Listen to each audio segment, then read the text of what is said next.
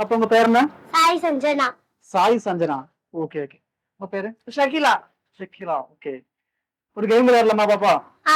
நான் கொஞ்சம் செலிபிரிட்டிஸோட போட்டோ எல்லாம் காமிப்பேன். சினிமாலாம் நடிப்பாங்கல்ல, போட்டோ காமிக்காட்ட கண்ணு மட்டும் தான் காமிப்பேன். ஓகே.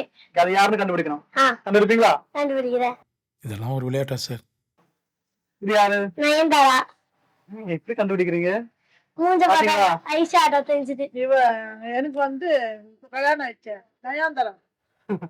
நயன்தாரா தான். ஓகே சரி. இது யாரு தெரியுதா? அஜிதா. இல்ல இல்ல இல்ல, அவர் பேர் வந்து இந்த மியூசிக்லாம் டக்குன்னு வரல. இல்ல மூணு பேர் சொல்லுங்க, நான் சொல்லிடுறேன். டக்குன்னு இருக்குது, எனக்கு டக்குன்னு வரல. ஏஆர் ரகுமான். ஏஆர் ரகுமானா? கண்டுபிடிச்சிட்டாங்கப்பா. சரி, வேற ஒருத்தன் தரலாமா? இந்த பொண்ணு யார் தெரியுமா? உங்களுக்கு தெரியாதா? பாருங்க.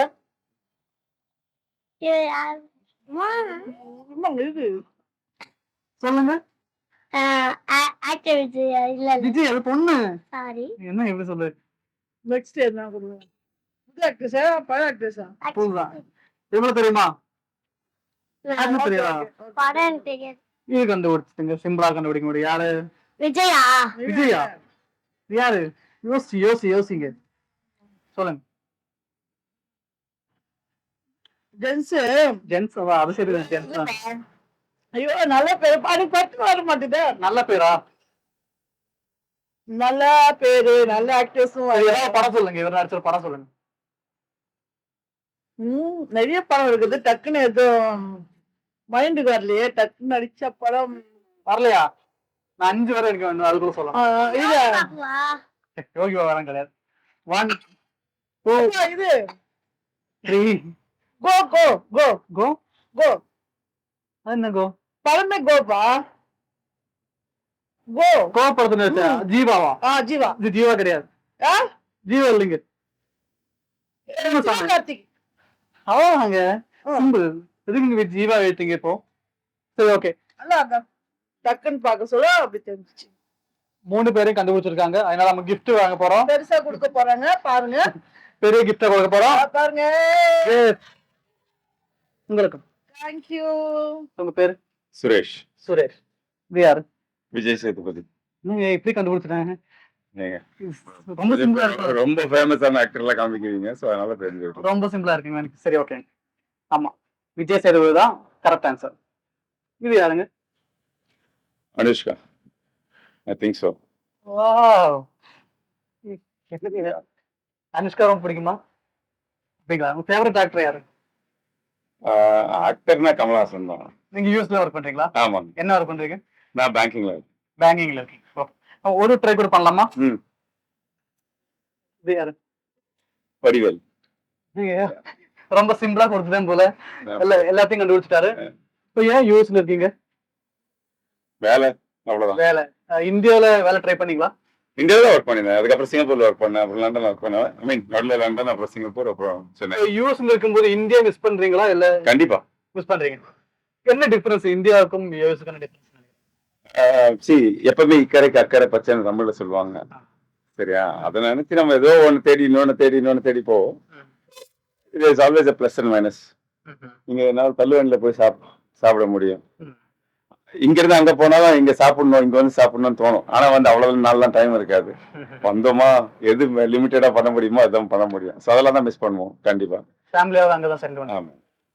இப்போ தமிழ்நாடு பொலிட்டிக்ஸ் இருக்கு இல்லையா? தமிழ்நாடுல இந்திய பொலிட்டிக்ஸ் இருக்கு. அதுக்கும் யூஎஸ் பொலிட்டிக்ஸ் என்ன டிஃபரன்ஸ்? அவங்க வேற லெவல், இவங்க வேற லெவல். இவங்க லெவல் நம்மளால ஈஸியா கெஸ் பண்ண முடியுது. அவங்க லெவல் கொஞ்சம் பயங்கரமா யோசிச்சு பண்ணணும். அந்த லெவல்ல இருக்கும். அதுவும் பண்றாங்க. அது அப்பட்டமா இருக்கும். எது நல்லதுன்னு நினைக்கிறீங்க இப்போ இந்த இந்தியன் அரசியல யூஎஸ் அரசியல்? everything is evolving. இப்ப நம்ம எல்லாரும் எதுக்காக ட்ரை பண்ணிட்டு இருக்கோம்? To the betterment of everyone's own self and then your surrounding, your family and then your surrounding.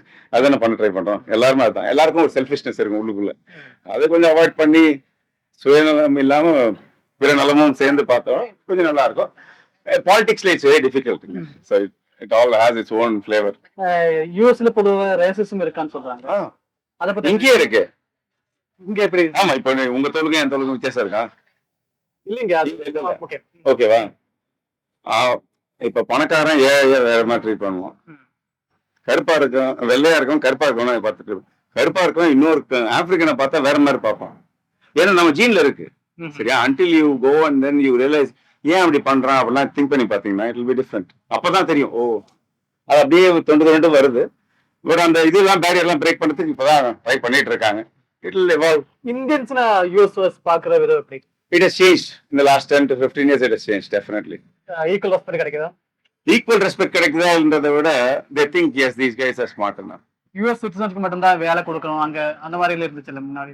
அது ஒரு கவர்மெண்ட்டும் ஒரு மாதிரி பண்ணோம் இல்லையா? எல்லாரும் பாலிடிக்ஸ் பண்ணுவாங்க இல்லையா? இப்ப நம்ம ஊர்லயே வந்து இங்க வந்து சென்னை பொறுத்த I'm born and brought up here. I've seen Malayali friends, I've seen Telugu friends, I've seen Kannadiya friends. It doesn't matter Chennai பொறுத்த வரைக்கும். பட் அதுக்கப்புறம் நார்த் இந்தியா வந்து இங்க இது பண்ண உடனே கொஞ்சம் அந்த இது வருது இல்லையா? கொஞ்சம் டிஃபரன்ஸ் வருது. But it will evolve. அதாவது யாரும் ஊரே யாவரும் கேளுன்னு சொல்லுவாங்க இல்லையா? அதெல்லாம் போ சொல்லிட்டாங்க. அந்த மைண்ட் செட் வரதுக்கு கொஞ்ச நாள் ஆகும் எல்லாருக்கும். அதேதான் இப்ப நம்ம அங்க போயிட்டு இருக்கோம். நம்ம போயிட்டு அங்க போய் நம்ம ஃபர்ஸ்ட் கோயில் கட்டுவோம். அதுக்கப்புறம் வந்து கொஞ்சம் நல்லா நம்ம சொசைட்டி நம்ம கம்யூனிட்டி எல்லாம் டெவலப் பண்ணணும். எல்லாருக்கும் பண்ணுவோம். அதுதான் எல்லாரும் பண்றதுதான். அது வந்து இப்ப அங்க இருந்து வந்து இங்க பண்றான், இவன் மட்டுமே செலிப்ரேட் பண்ண, இவன் கம்யூனிட்டி மட்டும் பார்த்து அப்படி பண்றாங்கன்னப்போ நமக்கு ஒரு இது வரும். நான் இங்கேயே பிறந்து வளர்ந்தேன், எனக்கு எப்படிதான் அப்படி பார்த்தா நாமளும் வேற எங்க இருந்து வந்திருப்போம்ல. என் அப்பா எல்லாம் வந்து ஊர்ல இருந்து வந்தாங்க, வில்லேஜ் சைட்ல இருந்து வந்தாங்க. அதுக்காக நான் மெட்ராஸ்ல இருந்து நான் இங்கதான் பானன் ப்ராடக்ட். அது மாதிரி சரி, இட் இஸ் ஆல் எவால்விங். அதுதான் தமீம் அன்சாரி. தமீம் அன்சாரி இது யாரு? இத எனக்கு இந்த பொண்ணுக்கும் ஒரே வயசு, தமனா. எப்படி எல்லாம் சொல்றாங்க பாத்தீங்களா? சரி, எவ்வளவு வயசு இப்ப தமன்னாக்கு? எவ்வளவு வயசு? 34 வயசு. உங்களுக்கு அவருக்கு ஒரே வயசா? ஒன்னாதான் படிச்சீங்களா? படிக்கல. எனக்கு தமனாவை பிடிக்கும். என்னோட எக்ஸ்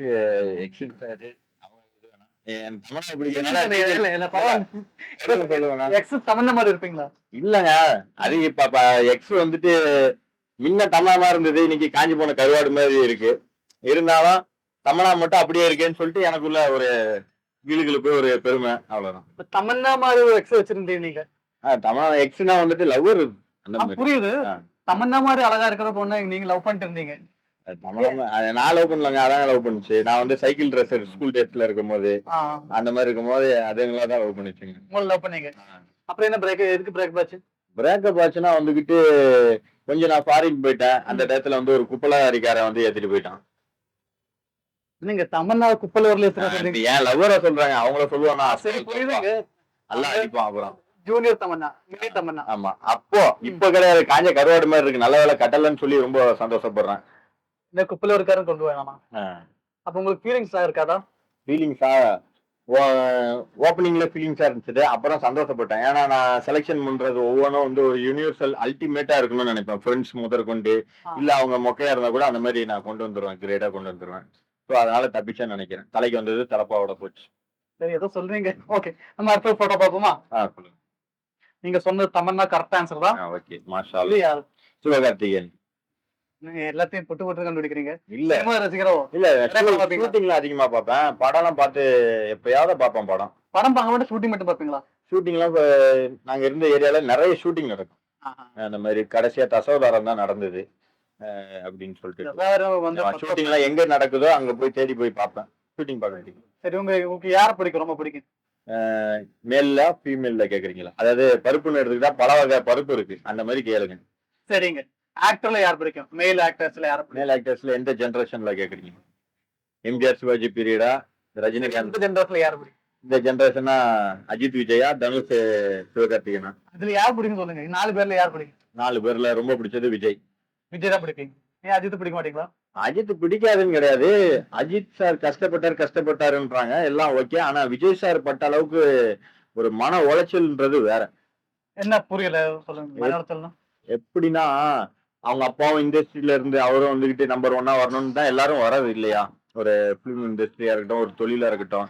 அஜித் சாருக்காக தான் அவ்வளவு பழக்கம் கிடையாது அவங்க வீட்டுல உள்ளவங்கன்றதுனால பட்ட அவமானம்லாம் 10ஓட 11 போகும். ஆனா அவங்க அப்பா அந்த இண்டஸ்ட்ரியில இருந்து அவரோட மகன் தோத்தா, உங்க மகன் தோத்துட்டான்னு அவருக்கு காதுக்கு செய்தி போவோம். இவருக்கு அதுக்கு அவங்க அப்பா டைரக்டர்னா வந்துட்டேன், அந்த மன உளைச்சல் இருக்கும் இல்லையா? அதெல்லாம் பிரேக் பண்ணி வந்தாருல்ல, அதனால எனக்கு ரொம்ப பிடிக்கும். இல்லைங்க, எல்லாருக்கும் அந்த மாதிரி மன உளைச்சல் இருக்கும் இருக்குங்க. அவங்க அப்பா டைரக்டர்னா சரி, ஓகே.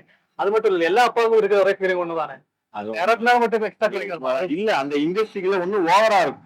இவருக்கு எந்த அளவுக்கு ப்ரெஷரோ அதோட ப்ரெஷர் அவங்களுக்கு தான் இருக்கு. இல்ல இது எல்லாரும் சொல்றதுதான், புதுசா ஒண்ணும் சொல்ல போறதுல. அத்தனை கோடி ரூபாய் சம்பாரிச்சு கூட ஒரு ரிலாக்ஸான வாழ்க்கை இருந்து கூட போட்டு நமக்காக மக்களுக்காக வராங்கன்னா அவங்களை கண்டிப்பா என்கரேஜ் பண்ணணும். அதே மாதிரி நான் திமுக தான், பட் ஆனா வந்துட்டு அதிமுக இதே பார்த்து பார்த்து நமக்கு ஒரே ஃப்ரூட் சாலட்டா சாப்பிட்டு இதாயிடுச்சு. கொஞ்சம் டிஃப்ரெண்டா ஏதாவது ஐஸ்கிரீம் போட்டு சாப்பிட்ற மாதிரி இவர் வந்தா ஒரு டிஃப்ரெண்டா இருக்கும். அப்ப நீங்க விஜய் வந்து விஜய்க்கு தான் ஓட்டு போடுங்க. விஜய் வந்தா இல்ல, நான் வந்து விஜயகாந்த் சாருக்கு தான் ஓட்டு போடுவேன். விஜயகாந்த் சார். விஜயகாந்த் சார். நான் விஜயகாந்த் ரஜினிகாந்த் அவங்களோட தீவிர ரசிகன். ஓகே அப்படி சரி. நம்ம அடுத்த போட்டு பாப்போமா? இது யாரு? இது ஆக்ஷன் கிங் அர்ஜுன். தாயின் மணிக்கொடி சொல்லு விஜயஹிந்த். அவரு நீங்க அர்ஜுன் பிடிக்கும்னு சொன்னீங்க, ஓகே தான். ஆனா அர்ஜுன் கிடையாது. அப்படியா? ரகுவர் அண்ணா இல்ல. ஒரே செகண்ட். ஸ்டாலின், முக ஸ்டாலின். ஓகேக்கா, கடைசி கண்டுபிடிச்சிட்டாரு. ஏன்னா அர்ஜுன்னா இப்பதான் எனக்கு தெரியுது. ஸ்ட்ரைட்டா பாப்பாரு. நம்ம சிஎம் வந்துட்டு இப்படி சைடா தான் பாப்பாப்ல. பாத்தீங்களா, அர்ஜுன் ஸ்ட்ரைட் தான் பாப்பாரு, ஆனா சிஎம் தான் சைடா லெஃப்ட் ரைட் எல்லா இடத்துலயும் பாப்பாப்ல. ஸ்டாலின் பிடிக்குமா உங்களுக்கு? ஸ்டாலின் ரொம்ப பிடிக்கும் எனக்கு. ஏன்னா அவரும் விஜய் சார் சொன்னல அதே கேட்டகரி தான். தனி ஒரு ஆளா வந்து கட்சியில சேர்ந்து அந்த மாதிரி பட்ட அவமானங்கள் வேற. இன்னார் மகன் சொல்லிட்டு வந்து பட்டு போடுற அவமானம் குடும்பத்துக்கே வரும். அதெல்லாம் பிரேக் பண்ணி இன்னைக்கு சிஎம் வந்திருக்காங்கன்னா அது பெரிய பாராட்ட வேண்டிய ஒரு விஷயம். ஆனா நீங்க விஜயகாந்த் ஓட்டு போட சொல்லுங்க. விஜயகாந்த் தான் ஓட்டு போடுவேன். இப்ப விஜயகாந்த், திருமலத்தாவா இருக்கட்டும், இவங்களா இருக்கட்டும், பாமக ஒருத்தர் வந்து என்ன பிடிக்காதுன்னா சொல்லுவாங்க, உன்னை எனக்கு பிடிக்காது போயா அப்படின்னு சொல்லுவாங்க. எல்லாரும் பிடிக்கும். எனக்கு விஜயகாந்த் சார்னா ரொம்ப பிடிச்சதுன்னா வந்துட்டு எப்படி சொல்ல, அவரோட சின்ன வயசுல இருந்து படத்தை பார்த்ததும் இல்லாம எனக்கு வந்து ஒரு புத்தி இருக்குங்க. அது என்னால திருத்த முடியல. ஒரு சிபிஐ புத்தி, ரா டிபார்ட்மெண்ட் புத்தி இருக்கு. ஒவ்வொருத்தரையும் நான் இது பண்ணும்போது Vijayakanth sir it's 24 carat gold. நாம காட்டின 3 போட்டோவுக்கும் கரெக்டான பதில் சொல்லியிருக்காரு. அதுக்காக பெரிய ஒரு கிஃப்ட் வாங்க போறோம்.